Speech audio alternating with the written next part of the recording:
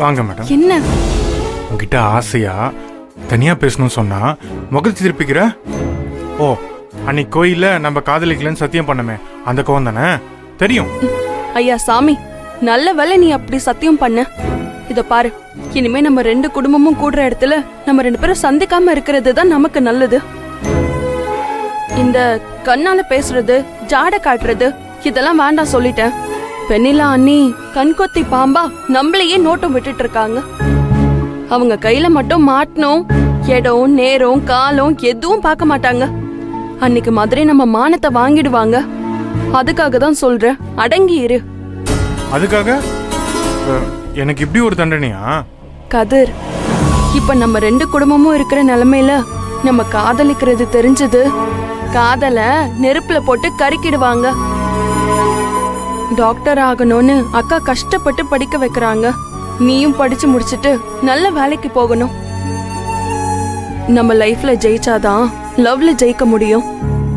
லவ்ல ஜெயிச்சு லைஃப்ல தோத்துட்டா அந்த லவ் மேல நமக்கே நம்பிக்கை இல்லாம போயிடும். அதனாலதான் சொல்றேன், புரிஞ்சுக்கோ. சரி, பாத்துக்கலாம். வா போலாம். ஏய் இரு, நம்ம சேர்ந்து போக வேண்டாம். தனித்தனியா வேற வேற திசையில போகலாம். அண்ணி பார்த்தா அவ்வளவுதான். பார்க்க மாட்டாங்க.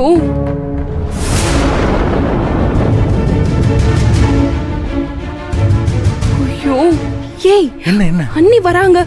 ஐயோ, நம்மள தேடி தான் வராங்கன்னு நினைக்கிறேன். மாட்ட போறோம். அதெல்லாம் உன்னை பார்க்க மாட்டாங்க. இதுக்கு தான் சொன்னேன், கேட்டியா நீ? சரி, என்ன பண்ணலாம்? நீ போ போ. சரி சரி சரி. கொஞ்சம் அசந்தா ரெண்டும் காணாம போயிடுதுங்களே. இன்னைக்கு மட்டும் கையில சிக்கட்டும், வச்சுக்கிறேன்.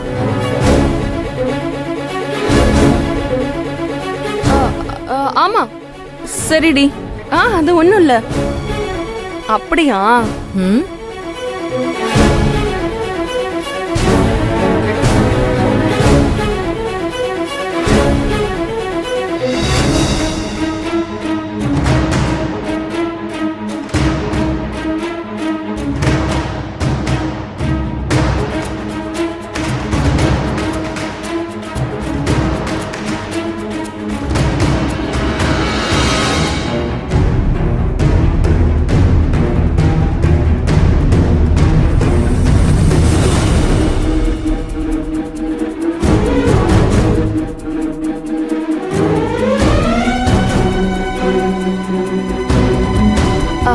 அண்ணி, யார தேடுறீங்க?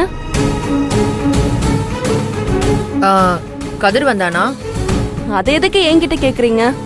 உங்க தம்பிய காணோம்னா உங்க வீட்ல இருக்கவங்க கிட்ட போய் கேளுங்க. என்கிட்ட கேட்டா என்ன அர்த்தம்? இல்ல, நீ எங்க இருப்பியோ அவனும் அங்கதானா இருப்பான். வேணா அண்ணி. ஏய், ரொம்ப நடிக்காத. இன்னைக்கும் தப்பிச்சிட்டீங்க. ஆனா ஒரு நாள் என்கிட்ட வசமா மாட்டுவீங்க. அன்னைக்கு வச்சுக்கிறேன். வச்சுக்கோங்க வச்சுக்கோங்க, நல்லா வச்சுக்கோங்க. நம்ம தப்பிச்சிட்டோம். சூப்பரா கெத்துல. போடா. சரி சரி சரி.